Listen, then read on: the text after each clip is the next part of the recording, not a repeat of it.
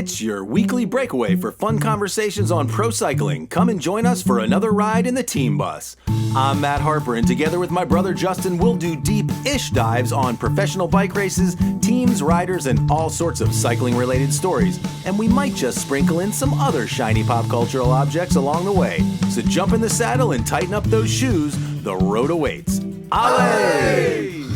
Hello and welcome to the Team Bus. I'm Justin and this is my brother Matt. And today on the bus we're bidding a tearful goodbye to the 2025 racing season as we recap the last really big race of the year, the fifth and final monument, Il Lombardia. And yes, we know the season's not actually over just yet. Why the tears, you might ask? Well, they're mostly because, once again, this big one-day race that we've all been looking forward to was won by the same guy in the same way that he's won almost all of the 20 races he's won this year. A long solo breakaway in an easy ride to the finish line, which is exactly what everyone who cares about these things knew would happen. We even predicted it on last week's show. So yeah, we're shedding a few tears for the death of exciting men's bike racing in 2025. Far more enjoyable was the 2012 film Rising from Ashes about a cycling team that was created in Rwanda a decade after the infamous genocide in that country, which took the lives of more than 500,000 people and still haunts the country to this day. In the wake of the recent World Championships in Kigali, we thought a review of this wonderful film would be in order. And as we always do, we'll finish out today's show with a ride through the falling leaves of the Piemonte in the Broom Wagon. Allez!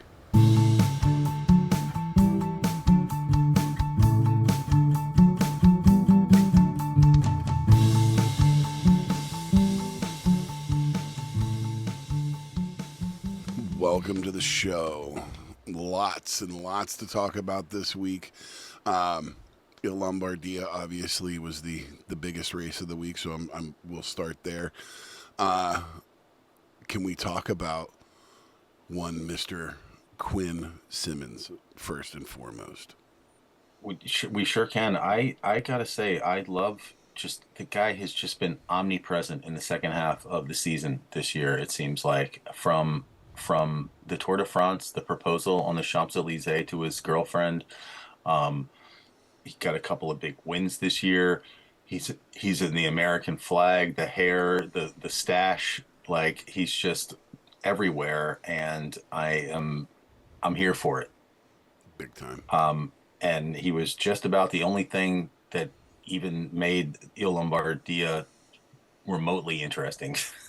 Honestly, I mean, we don't even have to spend a lot of time on this race. I'm not kidding. There's much more exciting stuff to talk about. There's definitely much more exciting stuff to talk about. I was very happy to see him early breakaway when I picked it up, which was probably about an hour into the race live on Saturday.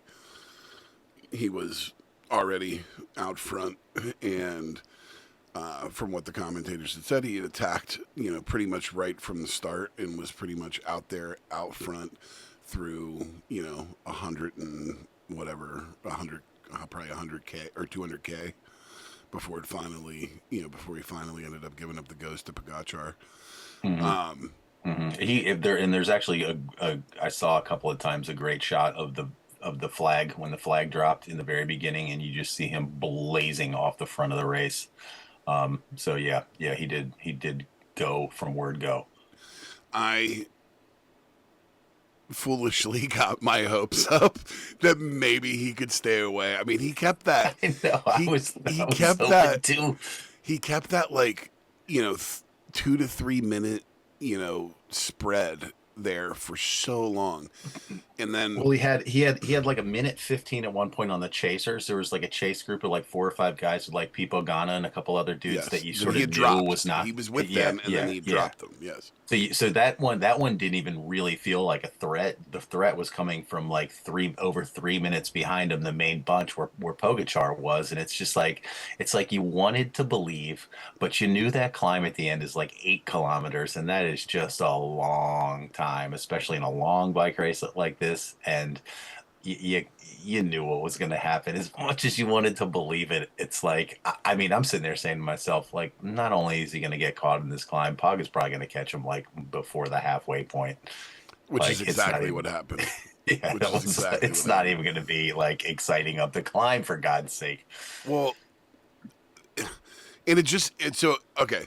So it goes to show this is one of these moments where you really get to see how different Pogacar is to everybody else, and his his closing speed is so unreal because he goes at like 37 K, okay, or 36.6 is what I have in my notes. And at that point, he has a minute 30 on, Quinn has a minute 30 on Pogacar. Pogacar swings 2 minutes in 4K. It's insane.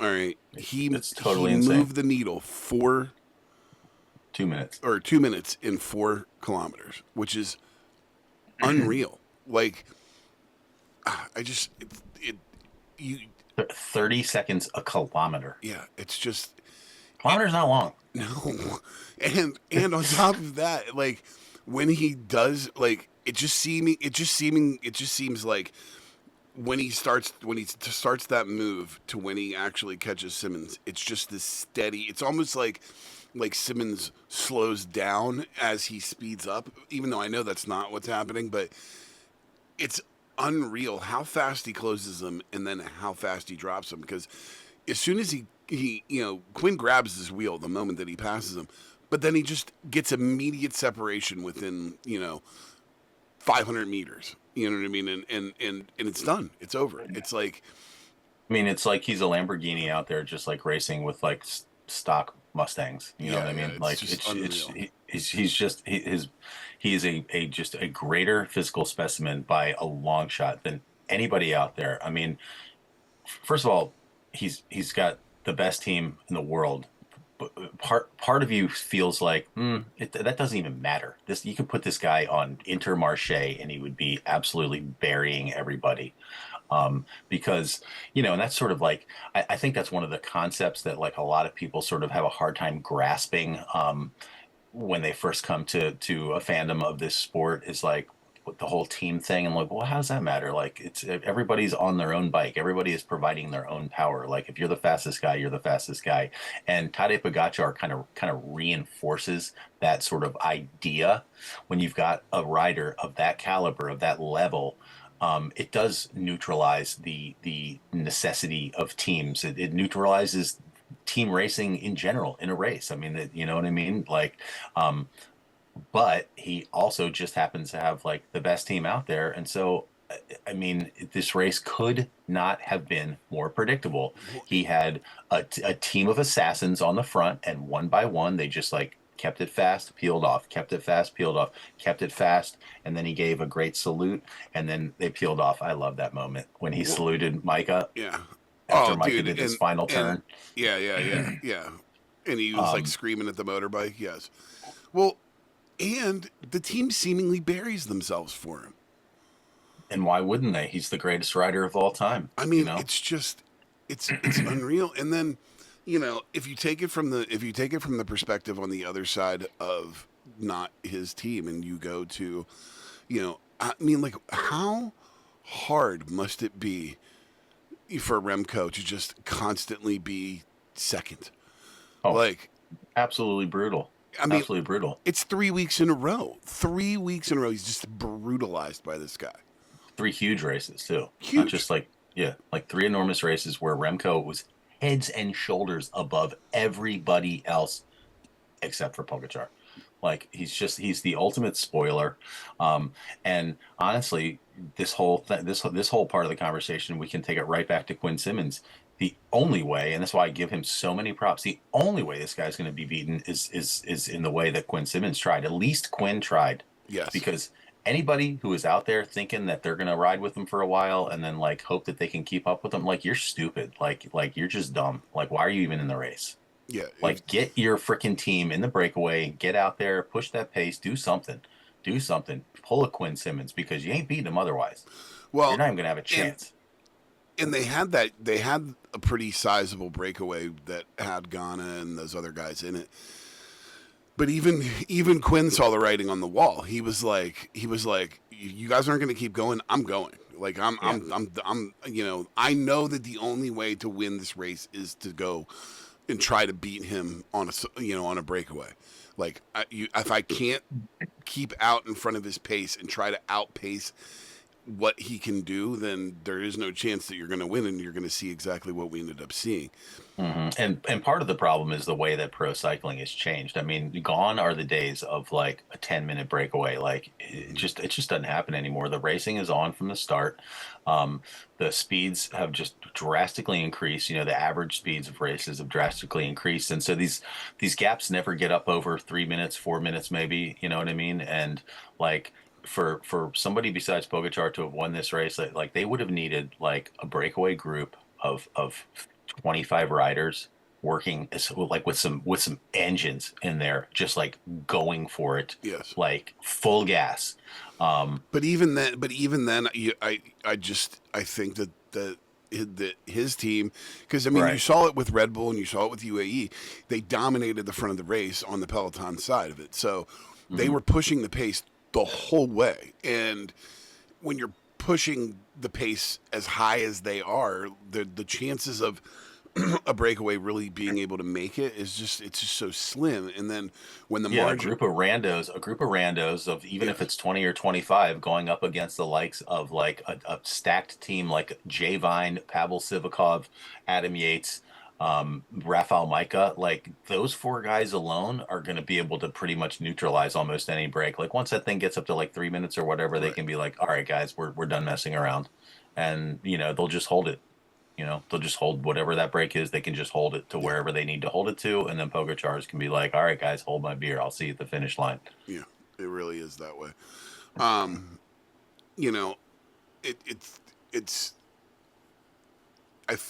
It's like it's weird.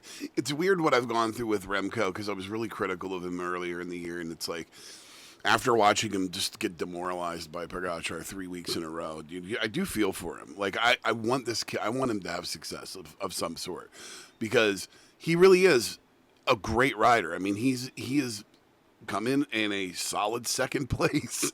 Absent Tadej Pogacar, we'd be talking about this guy as like one of the all-time greats. Yeah, it's crazy. You know what I mean? Like, because I mean, he would have been the world champion, European champion, monument champion this year. You know what I mean? Like, it's crazy. But I wanted to mention, though, speaking of him, I caught his post-race interview, and he did not really seem frustrated in that. I mean, he has to be overall, but I really thought I detected in his interview just like a relief that the season's over. Like that his season's over, that his time with Quickstep is over. Did you catch that he's his moving on? Did you catch his little? Did you hear the like they there's been clips all over Instagram with him getting on the radio and saying, thank you for letting me be your leader and all that. Did you see that? No, but he said as much in his interview as well. He was very magnanimous towards the team and everything, and which he should be. Yeah. Like, I mean, they supported him very well. They made him the leader. They built a team around him. I mean, for God's sakes, they threw out their playbook for a couple of years there when they thought like he might be able to win a Tour de France or something like that. And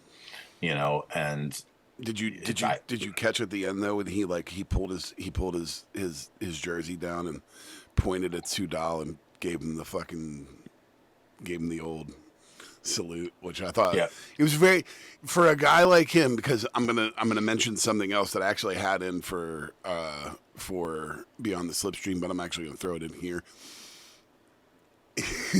as classy as that was, he did give a statement about Pogacar this week that I thought was pretty funny. Hold on, where is it here? So during a pre-race press conference, he was asked whether Tadej Pogacar is currently riding like Eddie Merckx once did. Meaning, like, do you think he's comparable to Eddie Merckx? And the Belgian smiled before delivering his line. Merckx also won his time trials. That's priceless. Wow, that's the best thing I've heard all week. That's hilarious. Hey So man, he's a Belgian man. He's got yeah, he's dude. got a toe the line. I Got to thought that toe the was line. absolutely the just the little wink. He's like, yeah, he's great, but Merckx won his time trials.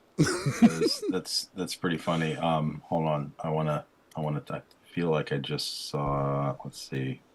He has won 8 ITTs in his career, so Yeah. it's not like he's never won a time trial. But Remco makes a good point for sure. But yeah, I'm excited to see Remco moving on to Red Bull. He's already spoken in interviews about the fact that he is going to drill down on his explosivity on the steeper stages, which is I mean, that's the only thing between him and Tadej Pogacar is the fact that after 200 kilometers of racing, Pog can get on a 10% gradient and blast everybody off of his wheel, Like it's nothing. and then just get himself back to his regular rate and just grind away to the finish. um if Remco can stay with him during those critical 20 seconds, I mean, these races come down to just like a 20-second output by Pogacar that pushes everybody so far off his wheel that they're that he's got the fitness to just keep him at bay. And once again, just like in those other 2 races, other 2 big races that we recently saw, the world champs and the European champs, Pod got up there, got the gap out to about a minute, and just kept it right there. Yeah, he doesn't. He knows he doesn't need any more than that. So yeah, I would really, Remco's a couple years younger than him. He obviously has incredible physiology. He is as dominant a time trialist as Pogacar is a road racer, and there's very little separating the two. Even though it seems like a chasm, it's really not that much. And if he can somehow find that kind of power in the off season or in a full season's worth of racing, like the man could be competitive with them. He almost already is. He is almost there. It's just like, but it's like if you're looking right in his face at Il Lombardia when Pog makes his attack, I'm looking right at Remco the entire time, and there is absolutely no answer in the moment. He is literally just watching him ride off. And I've seen him do that 4 times this year, where you just... and there's a reason why he does it, because he knows that if he tries to go with him, he's going to blow up, and then he's not going to come in second. He's going to come in 35th. That's great. Yeah, and that's what a crazy notion that is. So he needs to raise his level so that he can hang with Pog on a thermonuclear attack like that, and then settle in and duke it out to the finish. Luckily, it didn't matter. But how about the motos like wrecking in front of him? Like, yeah. Oh man, he took that in such stride. He really did. I thought he was going to just be completely, but it's like he said in his post race, he knew he had more than enough time on Storer that wasn't going to matter, and And I give props to Michael Storer for taking third, but man, Quinn Simmons third in that race. Biggest disappointment of the day was the fact, and he barely beat Quinn. Like, he was just over the line. Yeah, it was like 10 seconds. Yeah, or something it was like not much. Well, but that's another, and that also reinforces my praise of Quinn Simmons for his tactics in that race, because doing what he did ensured that he would get a high finish. It was not, yes, that was the only way that anybody was going to beat Tadej Pogacar, but that was also the only way that Quinn Simmons had a shot at even getting a podium. Something like that. And he was almost on the podium. That's probably my biggest disappointment of the day was not seeing him on the podium. So Storer gets third, Quinn gets fourth, and then Del Toro, Pidcock, Seychelles, Bernal, Vine, and Uterbrooks round out your top 10. Out of that, great to see Bernal, with the top 10 in the monument. I thought that's awesome. Seychelles, like this, he's the real deal, dude. Yeah, Like he's looking real good. he is the real deal. Like he's of anybody, to watch. First off, I believe he's the youngest person to have a top 10 in either in I can't remember if they said in a monument or in Il Lombardia. And I'm sure he's, probably the youngest rider to have a top 10. So, really, really great ride by him. Pidcock getting in the mix. Um, you know, with Pidcock, do you wonder if Pidcock is like doing too much? Because like he did, Il Lombardia, and then he went right over and did the gravel championships like the next day. And like, I don't know, man, that guy just seems to race all the time. Like he seems in the mix of so many races. Yeah, I mean, but I don't know. Seems fine. He's a young guy. And I mean, realistically, that's pretty much all I've got on this race. Obviously, it's Pogacar's, electric. He really is. I mean, when you look at his monuments for this year, it is just stunning. He was on the first person to ever, a couple superlatives. First person to win 5 monuments in a row. He's now won Il Lombardia 5 times. He draws even with Fausto Coppi for total wins in this race, but he goes past Coppi in terms of winning it 5 times in a row. Which is crazy, by the way. Totally crazy. In the monuments this year, he podiums every single monument. He wins 3 of them. He comes second in 1 of them, and he comes third in, of course, his hardest one, the Milan San Remo. I mean, that literally remains like the only exciting thing left in this man's career is can he win MSR and maybe Roubaix as well. I think he's going to win Roubaix, but yeah, I mean, there's just not a whole lot more to be said. The team now sits at 94 wins. The likelihood that he wins Roubaix is pretty damn high, considering the first time he raced it, he came in second. Mm-hmm. Yep. No, I think like that's they're going to be putting a ton of focus towards that part of the year, and he'll figure out a way to do it. Yeah. So yeah, let's move on. If you're done, I'm done. That's good. And farewell to Rafael Majka. Yeah.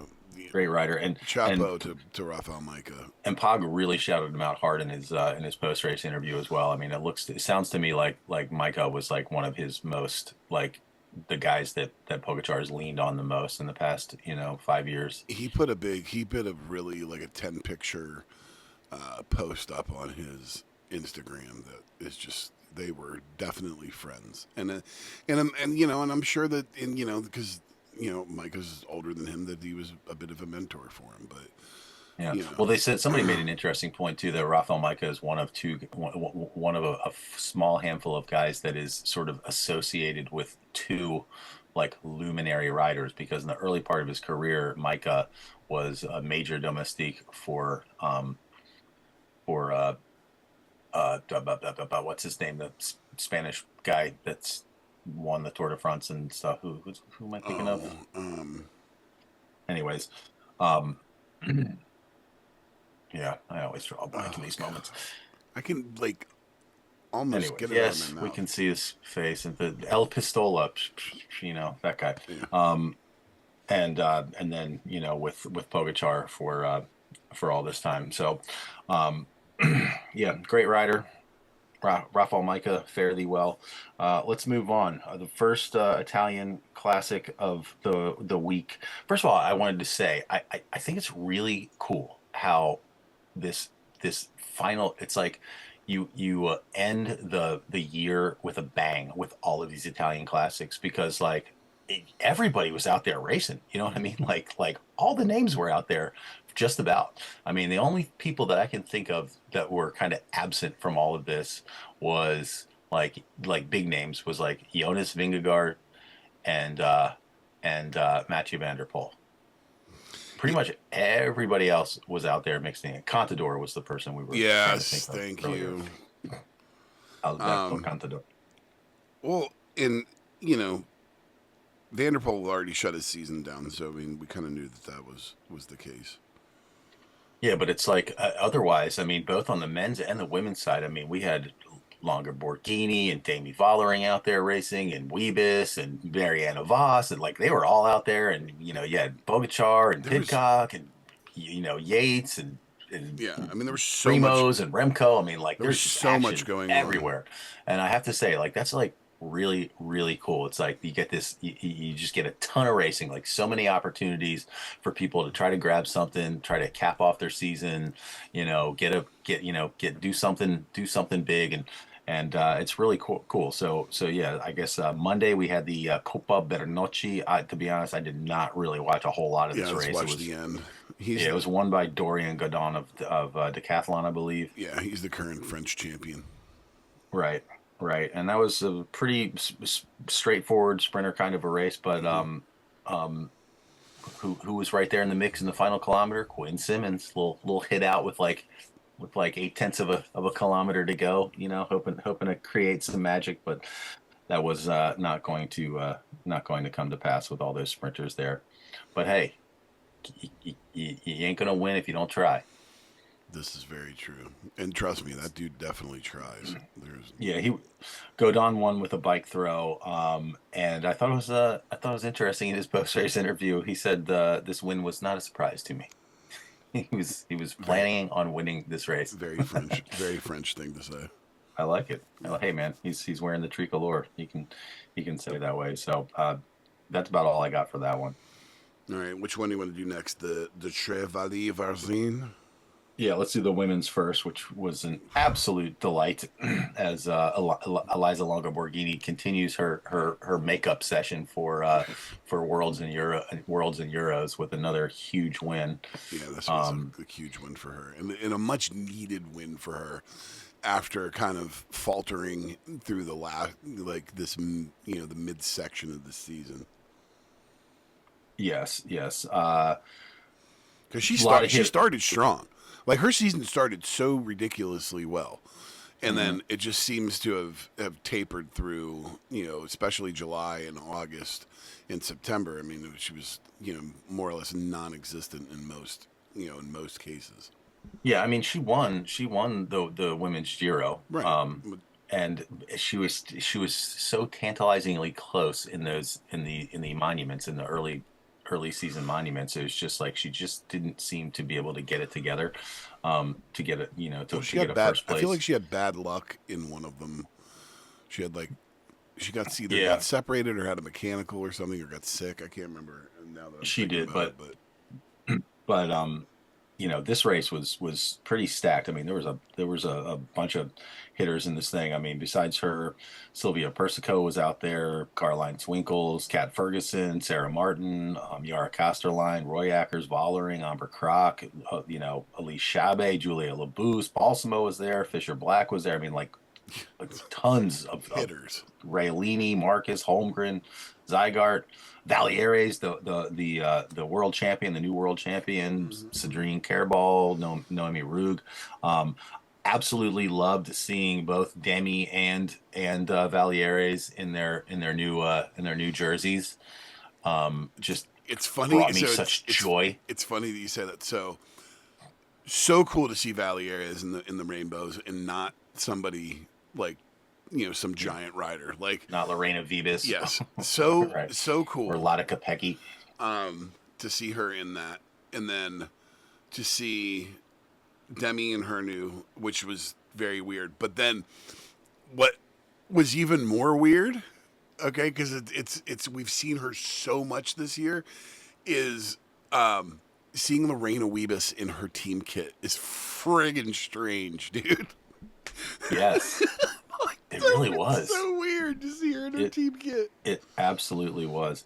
I'm sending you a photo right now, speaking of which, that I just snapped from the screen, that I absolutely adored in the beginning of the race. I also have really dug seeing Valieres getting all of her stuff and how enamored she is with her her rainbow, meter that she has on the front of the bike, and it's just like it's. I Just, mean, it just must be the best feeling. Like it's gonna be a fun year. I really hope she has some success. Speaking of which, like it's kind of interesting. Like Lotte Kopecky was the world champion, and she did not have a good season. I don't know how many wins she got this year, but it was not a lot. She was kind of non-existent this year. I mean, I think I think she won Paris-Roubaix. yeah, but Did I she think win? she had some like health stuff going on to where it was preventing her from really competing, well. She Did just you? she was Go just ahead. never really in any of the big races at all. Yeah, I hope Valeri's season does not go that way for her next year. Did you get the picture I sent Yes, you? I did. So that's Amazing shot. and that's all of them in their jerseys. Right, you Yeah. got Valieres, Demi Vollering, and Eliza Borghini all in the front of the race, all wearing champions jerseys. Just cool as hell. ELB, that woman just. I think I commented in a different race. Maybe it was this one. I think it was a different one. She just looks so clean. Like she's on that nondescript white bike. She's got the red, white, and the green. It's just the green is the only spot. It's just on the shoulders. It's just so smooth. Um, but great race. You had an incredible breakaway trio: Vollering, Longa Borghini, Neve Fisher Black, and then who bridges up to join him? The world champion. Like you go, girl. Like I love to see her in there mixing it because like she is going to like it's going to be interesting. They're not gonna take her and just like stick her back in her domestique role. Like her role on that team has to evolve.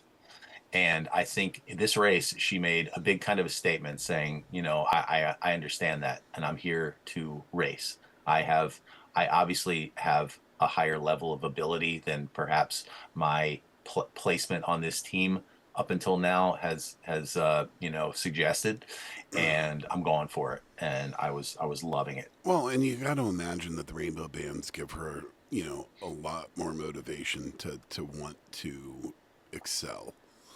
And so I really do hope that it translates into success for her throughout the year. I really do. Yeah, it was great seeing her up there and mixing it with them. I think in the end she ended up in 10th, so she got a top 10, a very, respectable showing. And we got just an epic battle between Demi and ELB. Vollering was sitting at 55 wins, Longer Borghini at 54 in this race. So they're very evenly matched riders, and you got Demi Vollering just attacking and attacking and attacking and attacking, and she couldn't get Eliza Longo Borghini more than 5 inches off her wheel. Yeah. Like they were matched so perfectly. And, credit to Demi Vollering for riding the race the way she did. Like somebody had to be attacking. And I mean, credit to them both. Longo Borghini played it absolutely perfectly, just sat on I her agree. wheel, matched her pedal stroke for pedal stroke, and came around her in the end. Um, they don't win if they don't stay away. And so all that attacking by Demi gave them Yeah. the opportunity to sprint it out for the win in the end. Eliza was just a tiny bit stronger, but I mean, they're both great racers. Um, and once again, ELB just gives us a beautiful post-race interview. I absolutely love listening to this woman talk. She's got great English. She's got a really, really good mind, and she brings a lightness to it. She's She doesn't take herself too seriously. exactly. And I love there's just an absolute great quote in there. I mean, she's very honest in these Mm. races. And they asked her, hey, does this feel like a little bit of redemption after the disappointments of the past couple of weeks, where she, was very close to winning but did not win either the worlds or the Euros. And she said, sometimes you're the hammer and sometimes you're the nail. I was like, you go, girl. Great quote. Great freaking quote right That is a there. great quote. Love that woman, man. I love seeing her winning in that Italian jersey. Just like she is, Hmm. she's just the bomb. Love her. So great race right there. Let's get into the Trevalier Varecine men's race on Tuesday. This might look somewhat familiar to you. It looked just like Il Lombardia. It just Mhm. a And just like Pogacar the World solo Championships, victory. just like the European Championships, Yeah. yet another solo victory by Tadej Pogacar. We don't need to waste a lot of time on this. I liked seeing Filippo Conca, the Italian champion, who is now with Jayco, the guy that won from that tiny Italian team. He's there. I love a Tom Pidcock interview. He's another one that just always gives a great interview, very candid, Yeah. very upbeat. Um, Quinn at the team presentation, I'm loving him. He's just got the hair going wild, the beard, like he's that guy, that guy. But really strong and interesting lead group. 20Ks to go in this race. Tadej Pogacar, Quinn Simmons, Itzhak Del Toro, Egan Bernal, Lefebvre was in there, Lorenzo Milese. And you almost kind of thought like maybe Pog was setting up to gift one to Isaac Del Toro. He goes on the offensive, and Del Toro's just kind of sitting back there, chilling, and you're like wondering, this is a nobody cares about the Tre Valley Versine when you're Tadej Pogacar. Maybe he's just setting up Del Toro, but we should have known better. He gets off the front, and no one's bringing him back. So my personal thought on this is they're trying to get to that 100 mark, and they weren't leaving anything to chance. I really Very possible. I really don't think that they were leaving anything to chance because, and they're at 94 right now, but I don't think 100's going to happen. Yeah, I don't think 100's going to happen either. Six wins with the very little racing that's left is big ask. It is. It's a lot. Bunch sprint for second. Albert Philipsen on Lidl Trek somehow just ekes past Julian Alaphilippe in third, which has been another like late season bit of joy. Is just the return to form of Alaphilippe. Yes. And Tudor Pro Cycling, like third place in a monument with Michael Storer. Had a great weekend. Huge win for Alaphilippe in Quebec a couple weeks ago. Really cool. So, anything else on Tre Valley Versine men's? No, I don't really have anything else on that. Pog gets another win. Wah, wah, wah. All right. What's next? Why don't we take a quick break and we'll come back and we will get into the Gran Piemonte. Let's do it. All right, we'll be right back. Don't miss Beyond the Slipstream, our weekly companion podcast to the Team Bus, our domestique, if you will, dropping every Saturday in your usual podcast feed. All right, welcome back. We're going to get into some more racing.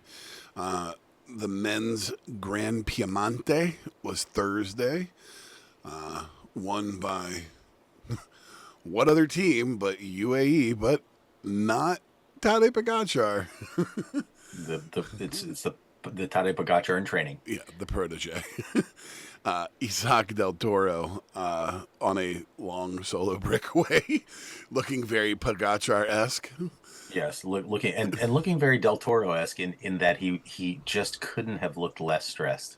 Like this guy wins bike races with a smile on his face, as if he is out for a Sunday ride with his girlfriend. Like it's just insane.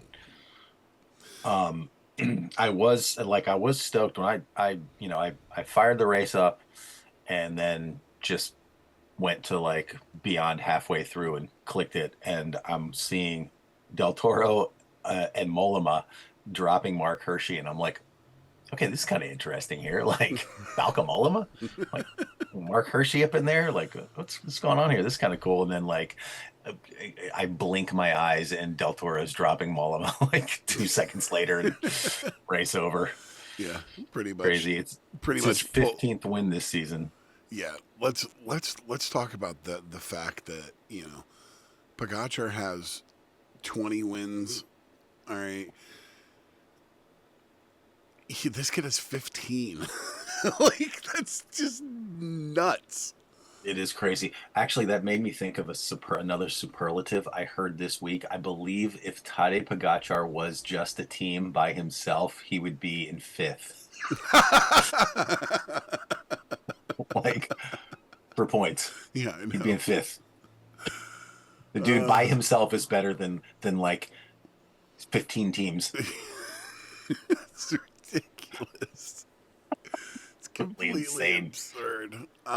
Yeah, he is. He's something else. But Del Toro is. I don't, man. I don't know, man. I think he might be the brightest other star on that team. I, you know, Absolutely, there's I, no question about I that. think I that thought you were gonna say in the entire pros. Like, I don't know. It's. I don't know. dude, It's that guy tough. could have won the Giro. Yes, He this is could have true. won the Giro at his young age if that team would have been behind him with the form and the ability that he has displayed so proudly from beginning to end this season. There's no question. You know what I'm saying? I Think about that. Think about in addition to everything that he's won this year, he gets a Giro. the I think it makes the Iuso move make even more sense when you see how good he is, considering that having Ayuso Almeida and Del Toro on the same team just doesn't make any sense. It doesn't make Yeah, sense for them. yeah. Having those two guys on a team is just it's bad news, and it has nothing to do with any bad blood between them. They're just very evenly matched riders. I mean, you could kind of easily argue that Del Toro is the better of the two, or at least this year has been the better of the two. Are But you saying between I, him and Ayuso? yeah, but Yeah, for Ayuso's sure. not been but Ayuso hasn't been a slouch. No. You know what I'm saying?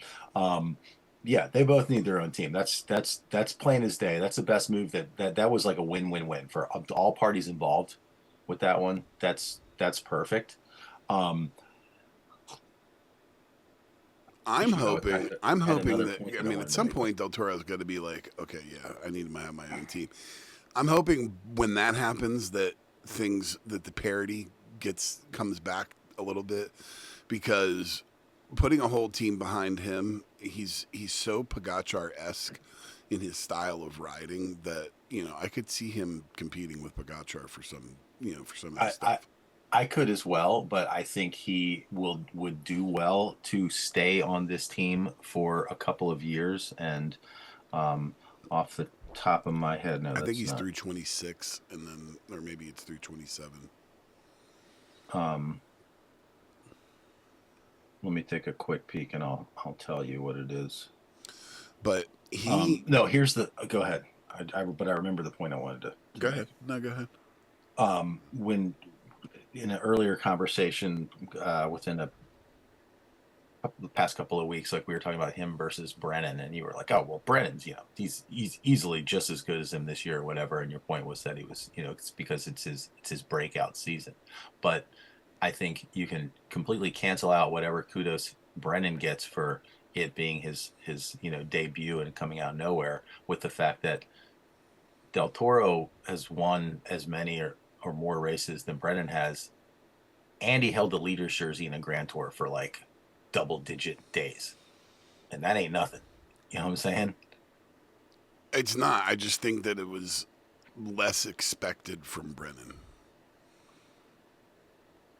Um, yeah, yeah, yeah. But I mean, I think I don't As know. far as In my power rankings this year, it goes Pogacar, Del Toro, Brennan. okay, I mean, I put I Brennan on can. the podium, not in second. Oof. And you would put him ahead of Merlier, who also had an amazing year. Brennan, No, I'm saying, yeah, or yeah, yeah, that's the Brennan v Merlier is where debut season weighs in more heavily for me. yes. I just think Del Toro has just more powerfully. Um, wow, he's at UAE until 2029. Oh, he's through 2029. Yeah, but see, I don't think this is a bad arrangement for him though. Depending on if he has aspirations for monuments, which in an active direct sense, I'm sure every promising rider out there has got aspirations for monuments, and Del Toro is showing us that he is very adept in a one-day race situation. He also, I believe, won some. Yeah, he won the Vuelta a Burgos this Hmm. year, the GC of Vuelta Burgos. He's gotten GC seconds in the Giro, the Tour of Austria, the Vuelta a Asturias. So he's no stranger to um, A, a stage race win. a stage race. So I just feel like he can exist free absent competition with a Juan Ayuso type, which now that Ayuso's gone, there's nobody else on the team. McNulty, nah, he's not that same kind of like McNulty will get his shots as well, but is very much inclined to play to see himself as in a domestique role on that team. Yes, I mean he's Don't clearly a level below those guys. right. So Almeida so Almeida is the fly in the ointment on that team as far as superstars. yeah, yeah, but yeah, that's true. But I don't know. I think given Del Toro's season this year, his young age, his potential for longevity, and the fact that he is on contract through 2029, I think there's definitely a world where he just goes for the stuff that Pogacar's not going for. Paga's not going to go for every single freaking race, and Well, I think Del Toro will get a shot at a Grand Tour, and um, he'll get multiple shots at week long stage races, and he will be able to continue honing his skills in 1 day formats that are not monuments. And maybe they send him to some monuments like as a backup plan. With a considering considering what the landscape of the Pro Peloton is going to be next year, that team has some decisions to make about how they approach everything that's not Pogacar. last year's Almeida, next year's Almeida's last year with them, by the way. Which makes me think even more so that why wouldn't you push all the chips in on Del Toro? You've got more time with him. Yeah. And do either of us see Almeida staying another contract with them? I mean, does it make sense? I don't think it makes any sense at all. No. So I'm like trying to envision the conversation that management has with Joao, like, right around now. So Joao, let's talk. You got one more year of your contract. Like, is there it's hard to tell if he's happy there, like if he's enjoying his lifestyle and his the money that he makes and the opportunities that he's being given.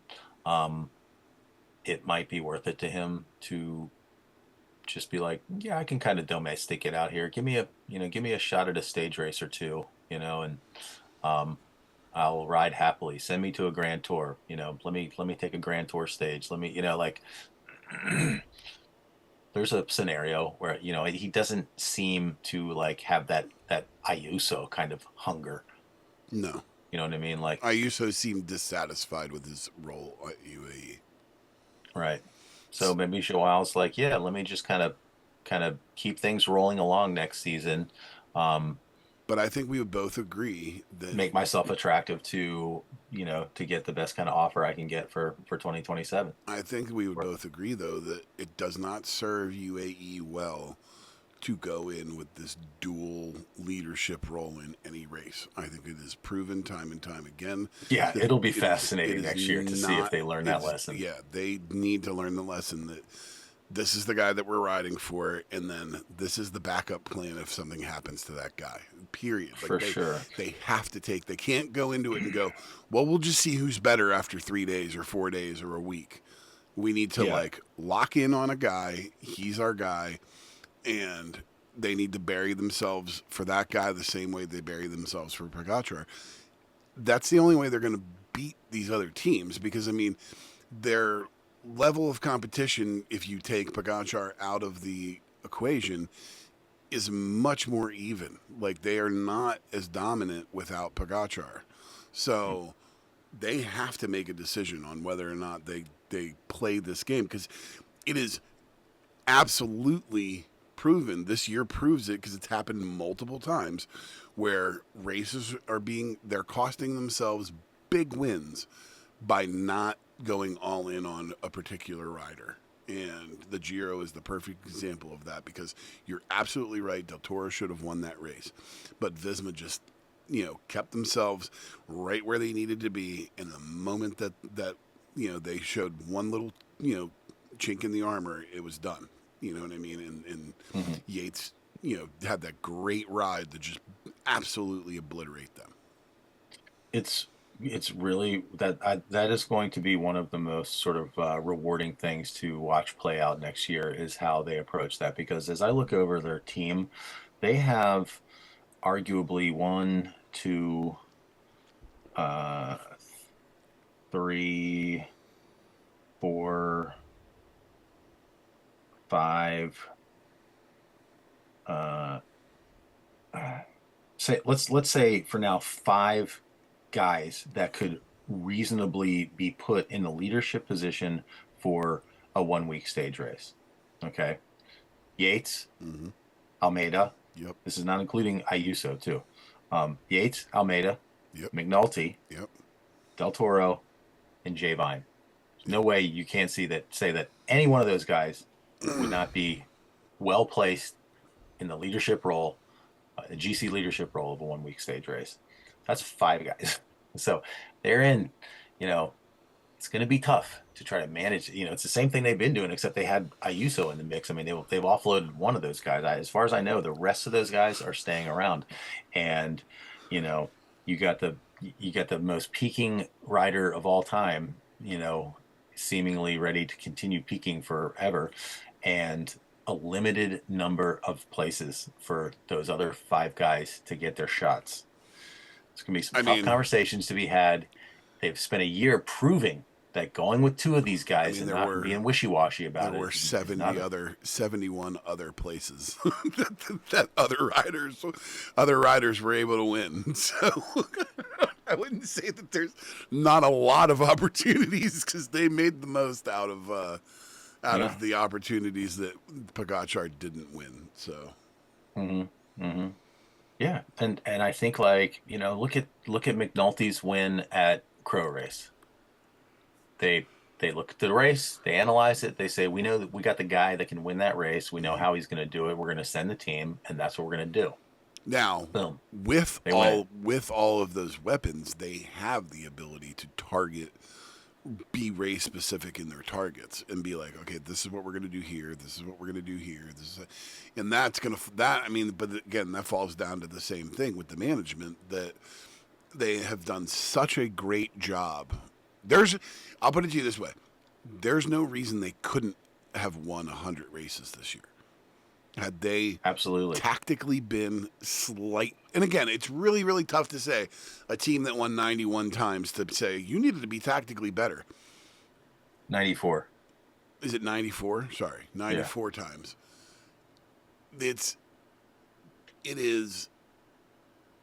It's hard to say that they need to be tactically better, but 94 easily could be 100 right now if they had taken the Giro. All right, that's 95, and then there's a handful of other races that they did not win that they could have won. Mm-hmm. Absolutely. A crazy season. It's crazy that we're sitting here having a conversation about, oh man, they could have gotten 100. We're not even considering the fact that they just eclipsed the previous record. They put 9. Yes. 9 wins. I mean, that's the kind of record where, like, maybe somebody comes by and grabs it by the skin of their teeth, right. Or, oh, 2 teams have drawn even with it. Now it's a 3-way tie. Like, they went past that number. They buried that number without even looking. It was crazy. Boy, that's a lot of time spent on that little race. Gran Piemonte. Let's get into Perry Tours. This is probably the best race of the week that we saw. Wouldn't you say? I would say yes, just for the amount of interesting stuff that was going on. So obviously, we won't say the winner. We'll get to that. But Lepere and Gruel are out on the front of this race from the moment that I pick it up to the end of the race. All right, and Paul Lepere has had a great year. All right.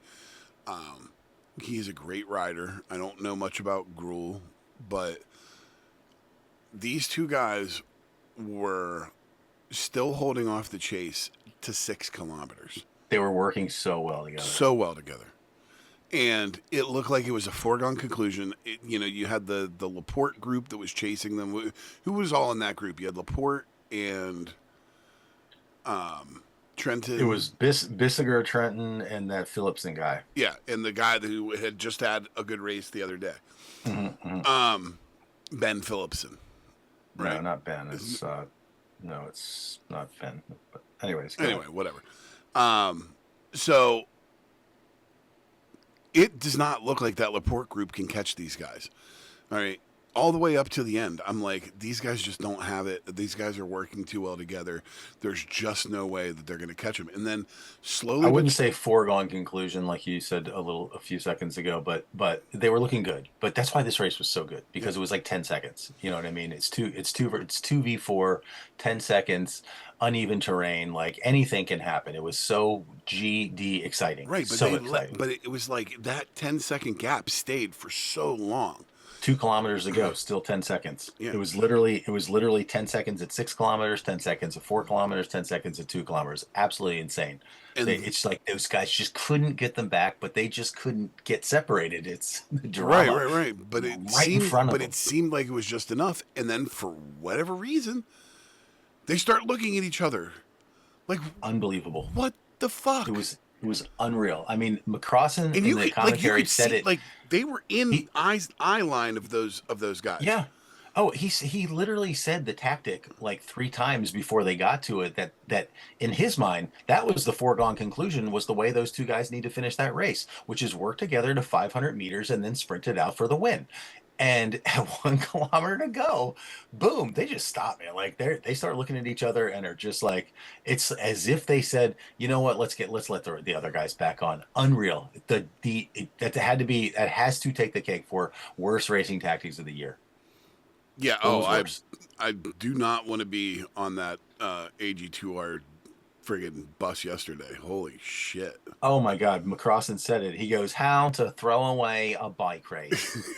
Is it? It was. They Right. absolutely threw it away. It was mind-boggling. And then, like, I don't like. I looked at it didn't again, wanna- and LaPera was the first to sit up for a second, and in that instant, Gruel should have been like, "What? Bye." Yes, I agree. Absolutely. And Laporte ends up coming in second, right? Mm-hmm. Very great work by Laporte to and get who into was second. and who was third? I didn't put in my notes who was third. I can't remember. So anyway, I did not. who I did cares? not either. Your first and second place are out of the 4-man break. So you not only Yeah. did you not win the race, one of they you doesn't blew it. even get on the podium. Blew it. I don't think either one of them got the podium. I think the Phillipson guy got third. That's crazy. That Albert Phillipson is Albert. That's what it is. You're right. It's unreal to me that you go from guaranteed podium spot, all right, a 1 or a 2, Yeah. to not being on the podium in Yeah. a kilometer. Like, what a boneheaded race Yeah. for those 2 guys. So bad. Well, I have a couple of closing comments on this. Anything else race wise? But the only thing I want to say is Tudor Pro Cycling has had a great latter half of this year. Killer finish to the All right. season. Killer. Trenton, DeLee, Lulu, and there's somebody else that I'm forgetting. DeLee is not on Tudor. DeLee's on Lotto. Or he's Lotto. Sorry. No, it's Trenton, Demar. Store, Alaphilippe. Demar's not on. Wait, on who am I Tudor. thinking of? You got Store and Alaphilippe. They're two guys. There's somebody else that had a done good well. race like 2 weeks ago that was on Tudor that I'm blanking. Oh, Mark Hirschi. Yes, thank you. Yeah. No, I love the way they closed out that season. It's bringing me total joy. My heart's gonna shrivel up and die when Alaphilippe retires. Like, it's just gonna make me so. I'm gonna wear a black armband for a year, like, but a black armband that has tiny rainbow bands around the outer edges of the black armband. No, I wanted to say, number one, I love how so many mixed surface races have crept up into the race calendar. I heard some folks talking about this on a podcast recently, and it's just like the whole season is dotted with these races that go over some really interesting kinds of terrain. And this is one of them, because apparently, as I understand it, this was basically a road race at its inception, and has in recent years taken on the the gravelly sectors Yes. and the paths through the vineyards. And last year it was like totally wet, and so you didn't have all the dust like you did this year. And this No, I year it think was just, didn't they cancel it last year, or was that the other one that I was thinking of? I think you're thinking of the Oh, other one. yeah, you're right. You're right. It was this race, because this is one of the Tour de France like class races. And it was wet. It was very wet last year, so you didn't have a lot of dust. This year you had the dust. And I'm telling you, I love gravel on these big races. I It's so love when cool. there's a dust, with the dust, it makes it so much more interesting. Yes, it's great. Yeah. It's great. And there's yeah, like I said, like a handful, and there's a couple of big ones too. I mean, like Paris Roubaix and Strade Bianche, obviously, are the two, like, Right. big mixed surface touchstone, marquee events of the spring. But in and amongst those, there are a handful. There's some other races. I can't remember the one where, like, Egan Bernal did his collarbone.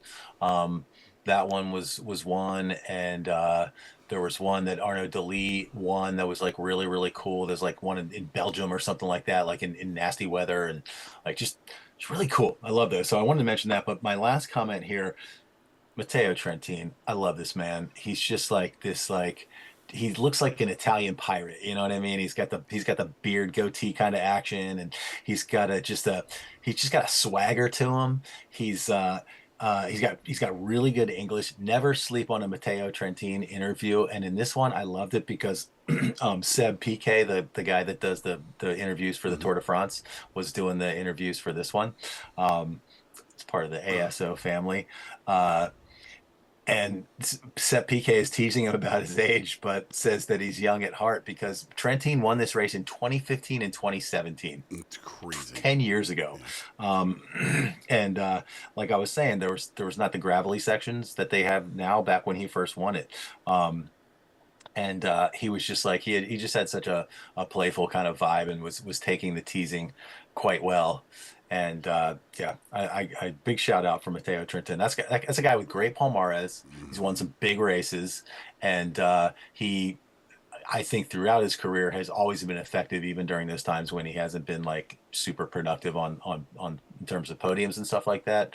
I think he's always a very, Well, like, and dynamic, effective, rider. I think with the shake up, with the mix up in the pro peloton, and the fact that these guys have had a lot of success, is gonna help them sign some other riders, and I could see this team in the next cycle jumping up to pro level, like, no problem.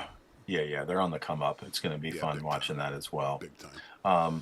Cool, I want to say one other thing, because you were talking about post race interviews real fast, dude. Can these race organizers figure out the mic situation on these fucking post race interviews? Do you know how many times throughout the year you go in and you can't hear the person either asking the question or the goddamn answer because the mic's not working? It's like super low for 15 seconds. It happened. It happened in the Pogacar interview for the damn monument, for Christ's sake. Yeah, it's pretty pathetic. Yeah. Couldn't agree more. You want to move on to this movie? Yeah, let's move on to Rising from Ashes.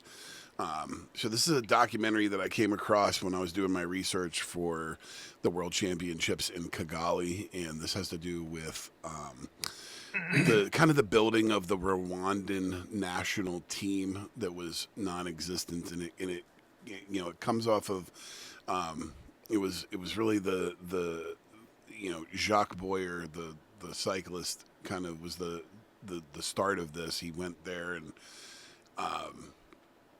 it started with this what did they call it? I'm going to screw up the name. The Great Wooden Bike Race or something like that.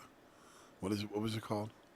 Yeah, it was called the 2006 Wooden Bike Classic. Yeah, which is what a crazy name. What a crazy name for a race. But, so, he goes down and essentially builds a team from scratch. And now, obviously, Rwanda famously, went through a genocide where the Hutus and the Tutus, am I saying that right? Mm-hmm. Tutsis. Sorry, the Hutu and the Tutsis. It was an ethnic cleansing. It was a very, very dark chapter in world history. about as dark as it can get. Yeah, I mean, family The- against families, just and most of the killings done with not with guns, yes, with blades, yes, with knives and clubs, and a very very brutal thing. And um,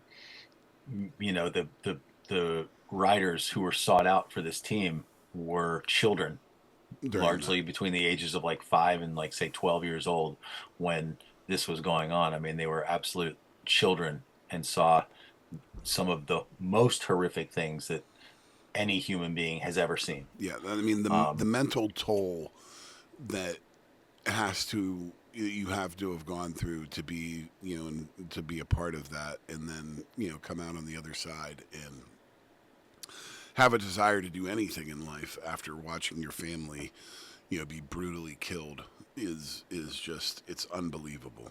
yeah, I mean the top guy that they recruited, the guy named Adrian, who I think had the most success of the Africans that they Yes, recruited. he is He the team lost leader now. he lost 60 family members in the Yes. genocide. 60. That's insane. I mean, that would be all of my family and Mandy's family. Yeah, You and know what I'm saying? it's and he also lost his brother and father, I believe, right? Yeah, I Yeah. just absolutely I mean, that's horrible. crazy. Which made him the man of the house, and it's just this really really unbelievable situation. So Jacques Boyer goes to Rwanda and starts to build Well, this team from scratch. you should mention, the other guy, who was Tom Ritchie. Yes, So also another pro cyclist. yeah, well, and he's the guy that actually sort of set things in motion for this team. He's like one of the inventors of the mountain bike, and had heard that um, in the wake of the genocide, there were starting to be like a riding and racing scene in Rwanda. I guess he was just like a guy that followed the news and stuff like that. And um, cyclists were trying to find bikes from other countries, neighboring countries, and really hard scrabble kind of DIY approach. And he thought, you know what, I want to go over, I want to help these people. And that's what led him to seek out Jacques, whose actual name is Jonathan Boyer, um, but everybody calls him Jacques. Um, he was a former teammate of Tom Ritchie. They raced together, and in fact, as we learned in the movie, Jacques Boyer was the very first American to ever ride in the Tour de France. He was part of the Renault team, like back in the early '80s. Um, so a notable guy. And so it's kind of an effort of the two of these guys to go over there and create this team, with Richie being more of like the administrative side, and Boyer being more of the coaching side. Right, and they made the comment that the bikes these guys were riding when they got together with them were like 30-year-old bikes. Oh yeah, Like, that's crazy. yeah, yeah. And these guys, they never really got into where these guys got their money from, where the source of their funding was coming from. Um, I was immediately alert to like, oh, is this going to be like a white savior complex kind of a trip in this movie? It certainly didn't Um, seem that way. no, it did not play out that way at all. I mean, it just by its very nature, yeah, it's a couple of white guys coming over from a rich country to a poor country to help people. But like, you know, if you want to put a label like white savior on an act of altruism like that, go right ahead and have a happy, miserable life. Because I think what these guys did was great. And what I really, really thought the best part of this movie was the unflinching uh, uh, interviews with Boyer, who was a guy. That guy had a lot of darkness in his past. You know, you almost Yeah, never saw that man smile. He never smiled in any of the interviews or anything. He was very, very serious. He was very in his head and contemplative. And the dude basically admits to getting busted for statutory rape. yes.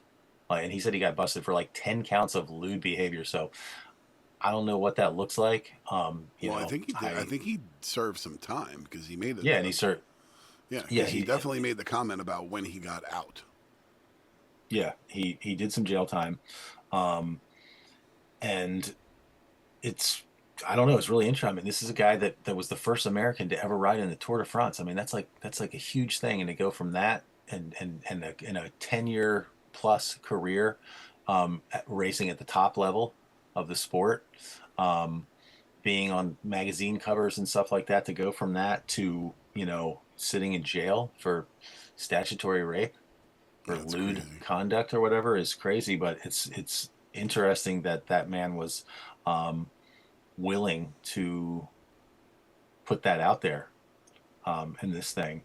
Uh, he seems haunted in a way, just like some of those riders, seemed kind of haunted. So I thought the kinship that they must have shared was very poignant. Well, and I thought it was like very interesting. There was a scene where like I didn't understand what the rider had done, but there was this like very like kind of like off to the side camera view of him having a conversation with one of the riders where he was Yes, just like, yes. he was like, there's nothing without truth. If you can, it's like we have nothing if we can't be, if we can't be honest with each other. And Hmm. he's like, and Hmm. I'm going to give you a second chance. He goes, there will be no third chances. And he was like, he was very authoritative with the riders, which I thought I would find it off-putting, but then I was like, you know what? They needed that discipline, and the fact that he like took it so seriously was really, I think, important to what the overall like what they were trying to accomplish.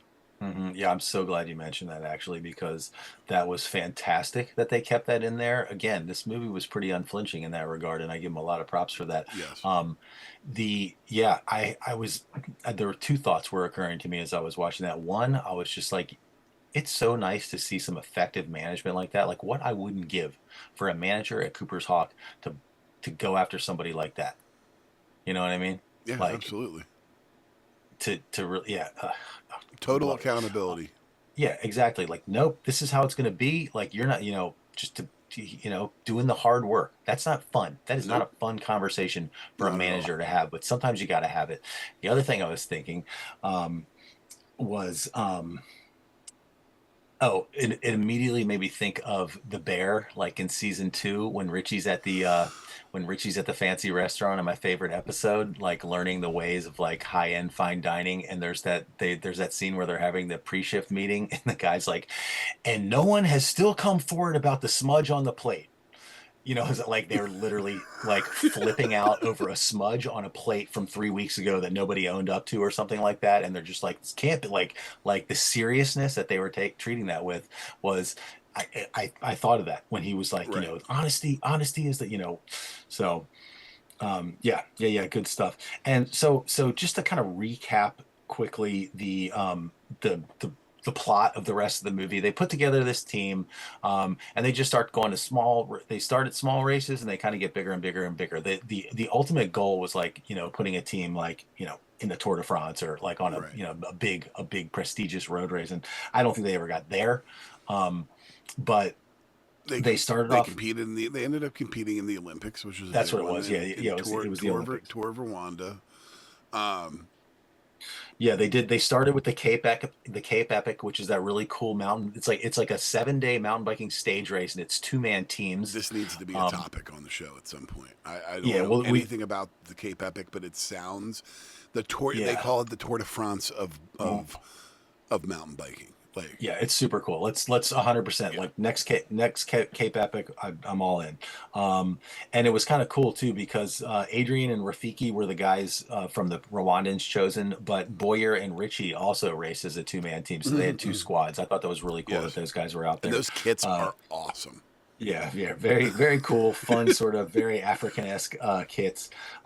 They take the team to the States to do some training. They go to UC Davis. They're doing like VO2 testing at Hmm. UC Davis. They do the tour of the Gila, one of the many American stage races that's gone by the wayside. 2007. That's their first road race. They get completely destroyed.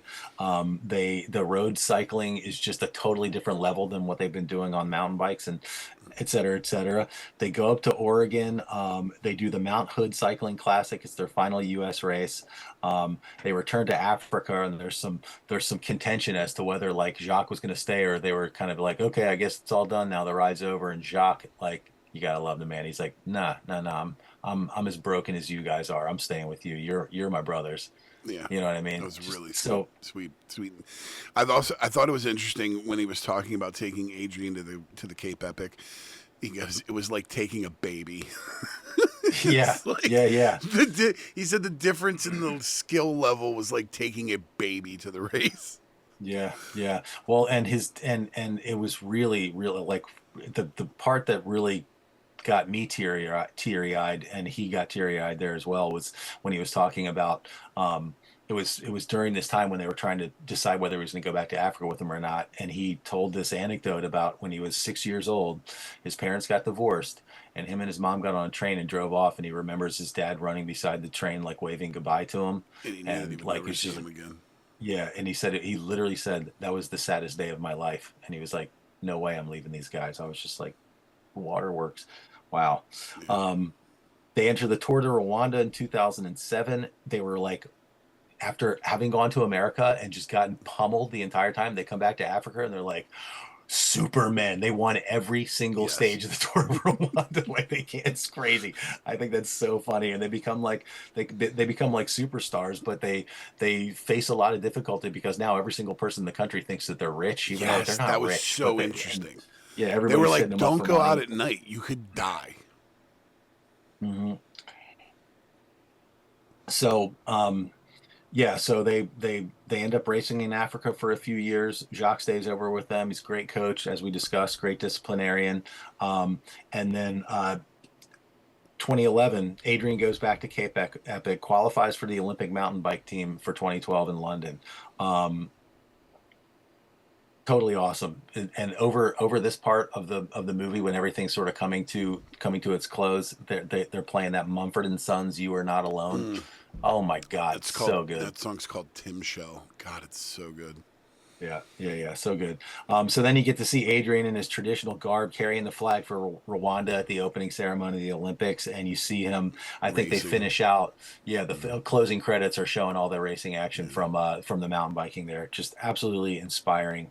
An incredible movie. Big recommendation for Rising from Ashes. And it is directed by T.C. Johnstone. The film came out in 2012. Seek it out. Yeah, it's narrated by Forrest Whitaker too, which I just absolutely loved.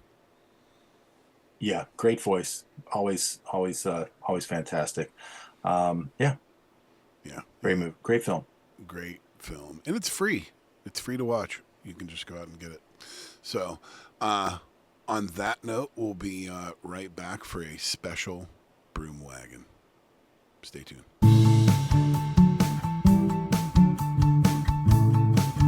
Welcome back. We are gonna have a special Broom Wagon today. We are joined with our very first guest on the podcast. Very fitting. First Yes. guest. Our mother, Beth Harper. Welcome. Say hi, Mom. Hi, everybody. Thanks for having me. It's such a surprise. I'd had on better makeup. No, it looks Well, we just both fine. think you're beautiful. Yes, Thank you. it looks just fine. So, in the spirit of this little impromptu thing, we're kind of just going to roll with Matt's particular Broom Wagon topic for today, because it is kind of cool and it's neat because it's about cycling in America. So, Matt, why don't you kick us off? All right. Well, first of all, let me also welcome Mom to the podcast. She is definitely our number one fan. I think she's probably listened to most or all of our episodes that we've put out, and we really appreciate that, especially given the fact that she's not really interested in about 90% of the stuff that we talk But about. I know an awful lot of the names now. She sure does. Mom, who's the best rider in the world? Oh my. We talk about him all the time. I know I have a lot that you talk about, but I'm like gone out of my mind now. He wears that jersey back there. That jersey right there, he wears that. It starts with a P, Mom. Formaggio? No. No. His For God's sake. name starts with a P. Oh, Pagachar or something like that. Yes. Yeah. Okay. Well done. Well And done. actually, that was the name Justin was looking for, but not the actual answer to the question, which is Lorena Beavis. But I digress. All right. All right. So I'm today in the Broom Wagon. I'm talking North American cycling is on the come up with some big news that was introduced this week. So. To wit, so this year we had the Maryland Cycling Classic. Unfortunately, you were unable to be there, but I went out. I did extensive reporting on the Maryland Cycling Classic on the podcast. So I'll start there. This next year in 2026, the Maryland Cycling Classic is going from 1 to 3 days. It is going to be a stage race. I don't believe the route has been announced, but that is huge. That is absolutely huge. A stage race, a first of its kind on the East Coast. Probably not. We did It's have not the first of its kind. We did have the Tour de Trump back in the day, but yes, 3 day stage race. We don't know what the route is. It would be so cool if it's like out in the Maryland mountains somewhere, Yeah. maybe out in the Thurmont area, or even way out in Western Maryland. Yeah, It'd or be amazing. Even if they did a sprinter's day like in the East. Mm-hmm. Like In the flats, yeah, in went the out to flats. Ocean City or something like that. I mean, come on. I'm here for whatever it's going to be. I will assume that there will still be a presence in Baltimore on at least one of those days. I will 100% get a hotel room in Baltimore for that. Is there a world where they shut down the Bay Bridge and take them over the Bay Bridge? Oh wow. They could do one side. Bay Bridge has two sides, right? Mhm. Yeah. Yeah, they Yeah. could shut down one side. Mom, will you go to the Maryland Cycling Classic next year? Will you come to Baltimore? Definitely. I went over to Baltimore the last time. So yeah. Wait. There's dinner Yeah. involved. She I'll met go. us. She met us for dinner. Oh, right. Yeah. Yeah. 2 years ago. Yeah. All right. That's good. And it's going to be both for the men and the women. 3 day stage race for men and for women. So That's amazing. that's fantastic. And that's Now, that'll bring bigger riders because that'll be one of those races where the UCI puts the overweighted points on it, and that will attract bigger teams and more riders to actually come and race it. So Justin, are you going to come down? Oh yeah, I'll definitely Great. probably do the weekend. I'll probably take that weekend off.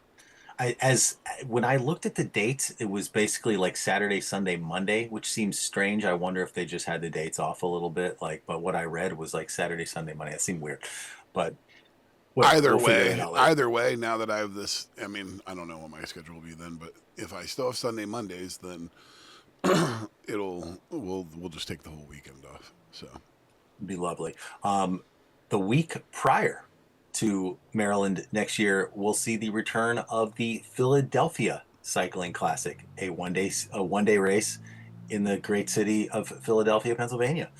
Just couple hours north of where I'm sitting, and a couple of hours east of where you're sitting. yeah, and it could be interesting depending on what the route is. There's some there's some iconic stuff down in Philadelphia, and I know that it's designed to take in a lot of the iconic Philly landmarks. It's a 14.4 mile circuit. It follows the original circuit, and it too has a men's and a women's race.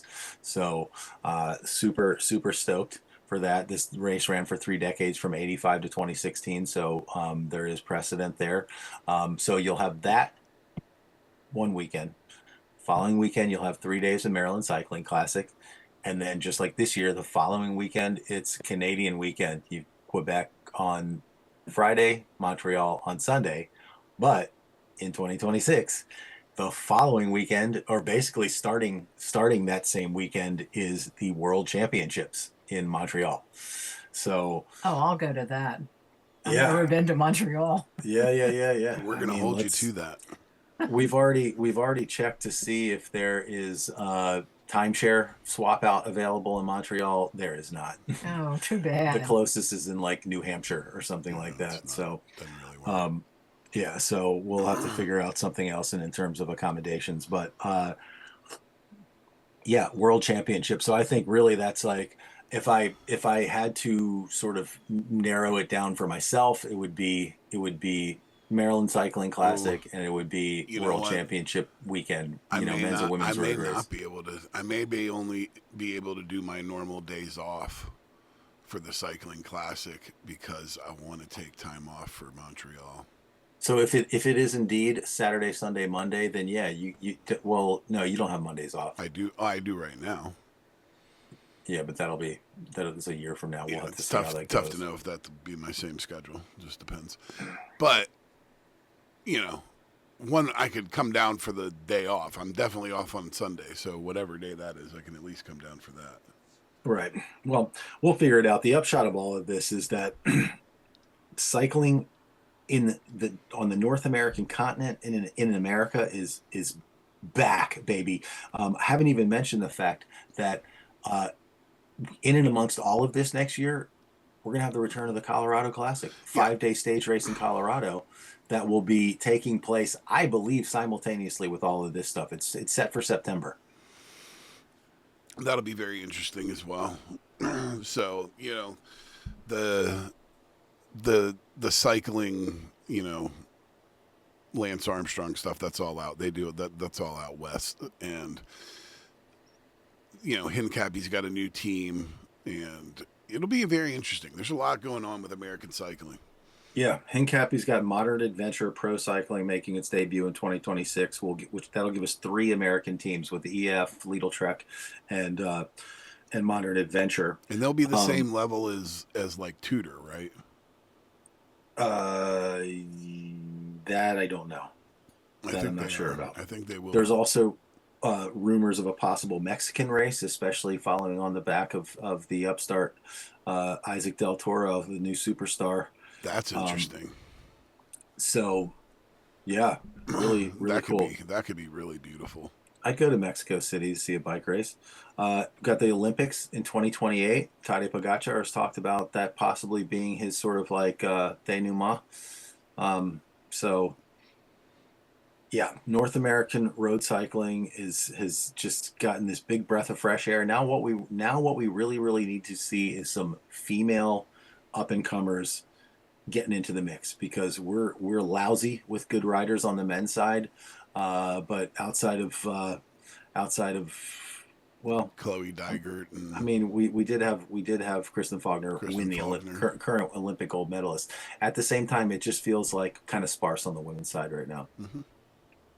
So, yeah, what do you think? Who are your top women cyclists on the American side right now? I don't know the names. I really don't. We're playing. We know that. Let's pivot. Let's give Mom a chance to talk to us about the past year with our podcast. What are your thoughts? Well, this has been really interesting to me because I've really only got into podcasts a few years ago via Matt, who was way into it before me. And I really enjoy my podcasts, mostly sports, believe it or not, that's my thing, particularly baseball. But what are some of the podcasts you listen to? I listen to Kevin Sheehan. I listen to Nat's Chat. I listen to Al Galdi. I listen to a poetry one. I can't remember the name of it now. Slow Down? It's the one that you told me to begin with. Oh, it's probably Can't remember the name of it. Yeah, what is the name of that? Anyway, podcast? but this whole thing has been so interesting because I literally do listen to it every week. I don't think I've missed more than 1 or 2 the whole time they've been doing it. And I'm just really proud of them. I have no idea they had this in them. We're right here. I know. You can say you, not them. Oh, true. Okay. Anyway, Fine, really proud of both of you. And really, you make the podcast interesting. I certainly never thought I would be interested in cycling, but it's actually kind of interesting. Of course, I always look for the Broom Wagon because that's always something a little different and that's more fun. What did you think of the kind of like pivot rebrand thing that we did a couple of months ago where we kind of changed the names and all that kind of stuff? I really wasn't sure why you did that. I was trying to figure that out. In retrospect, I'm not sure why we did it either, but it does. Mainly, it's like the name makes more sense this way, right? Oh, okay. Just because of the topics that we tend to do. I think that we went into it thinking that cycling wouldn't dominate the conversation, like we would be grasping at straws for cycling topics, and it turns out that like that's just not the case. Right. And Beyond the Slipstream seems to suggest like other stuff, and we thought we were going to make a show that was sort of 50-50 Oh, okay. cycling and other stuff, when we realized that I get that. it doesn't point. make sense Yeah. for our listenership. I think we realize that there's going to be some people that are coming to this and they just want cycling. They're huge cycling fans, and they are just eager to gobble up any and all things that are cycling. Right. And so having a bunch of extraneous stuff in there, we felt like it was just going to be a kind of a turnoff for those kind of people. That didn't mean that we didn't still want to talk about other non-cycling related topics, but we thought that would make more sense in a Beyond title. So we made Team Bus be the thing that is all cycling. Right. And I mean, I've even tried to do my Broom Wagons cycling related with Justin and Or I at least discussed sports that. related. Yeah, and then save all of my non-cycling related stuff for It's Beyond. nice to have the non-cycling stuff too, though, not just because I'm not a super, biking person, but I think in any podcast, any genre, whatever, when you get to know people and people are getting to know you all, because that's what happens, they're very interested in what's going on in your lives. It's just an interesting thing. So to have that as a little side thing, on the podcasts I listen to, I feel like I know the guys now, so it's really nice to hear about their families occasionally. Not all the time, but it's just a nice little piece. Have you like taken any of the suggestions of things that we have you like been like, oh, I'm gonna watch that thing that they were talking about, it sounds really interesting? Not really. Oh, I have to check out that YouTube video or anything. I have too much in my life already. Yeah. I mean, they'll tell you I'm a very busy person. You are. Yeah. You are a very busy person. Yeah, I'd say I only chase down 5% of the things I hear recommended on podcasts and stuff. I mean, some stuff I'm gonna watch. Like if it's a movie podcast, yeah, sooner or later I'll get around to damn near every movie that I hear people talking about on these things. But other stuff, just more sort of extraneous stuff. It's very piecemeal. If I hear something, it's like, oh wow, yes, I absolutely must have that thing in my brain because that sounds like it's right up my alley. I'm also a big reader, so if I have time, the chances are I'm reading. So yeah. Yeah. Well, there's so many choices these days for where you can put your attention, and everybody's just got a finite amount of time. Exactly. I'm friendly with this guy Mark, this older gentleman who's retired, and he's just always complaining about being bored, and I'm just like, I just don't get it, I can't get that either. A lot of people my age are bored, and it's like I would never be bored. How He can says you it- possibly be bored? There's so many things. I'm like, okay, watch The Sopranos again. You're Anything. you're no longer bored for the next 6 weeks of your life. Like, like, come There's a million things like that. Exactly. Well, have you been able to turn any of your friends onto the podcast? You got anybody else in your circles? Well, surprisingly, I was talking to my friend Joanne, the computer person, Mhm. and she was mentioning that her husband listens to it. Beautiful. It's like, what? That's great. We love it. So, yeah. So I tell everybody. So Yeah. now I'll have to tell everybody. You have to turn it on to watch me. That's right. Well, you have to well, you have to engineer a social situation where we get to meet these people and have them ask us for our autograph. Oh, that would be interesting. Yeah, I bet we get a spike in viewership because Mom's on the podcast. Right. This thing's going to blow up now. Yeah, right. Finally. Hey, and what's good is it'll help the algorithm because they'll have to go deep in the podcast to get it. Exactly. Exactly. Well, it was a fun little bit of happenstance here that you were coming by, and glad to have been able to get you on with us. Okay. Well, thank you so much. I've enjoyed it. Just big surprise. I'm dropping off a birthday present. It's like, come on in, Mom, and okay. Yeah, you got to peek behind the figurative and literal curtain that hangs on the door over there. Got to see how the sausage is made here. Very cool. Yeah. So thanks for stopping by. And thank you.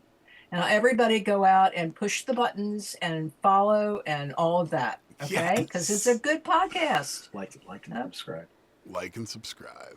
Oh, like and subscribe, right? There you go. Push the Yeah, buttons. I did that so long ago. I'm not even thinking about that. Push the but yeah, buttons. go do it. All right, thanks, Mom. We'll catch you next time. And that is all for this week. Join us next week for full coverage of the Tour of Guangxi and the much-anticipated first-of-its-kind Andorra Cycling Masters Race, where Tadej Pogacar, Primoz Roglic, Jonas Vingegaard, and Isaac Del Toro will go head-to-head in 3 days of racing, a mountain contest, a time trial, and a crit-style circuit race. Until then, for my brother Matt, I'm Justin Harper. Thanks for listening. We'll hope you'll join us again soon for another ride on the Team Bus. Ale. The Team Bus is a production of Harperama. Find us on Apple Podcasts, Spotify, and YouTube. Please like and subscribe, smash that button, leave a 5-star review, and most importantly, tell all your friends about us. Thanks for listening. Talk to you next time. Ale!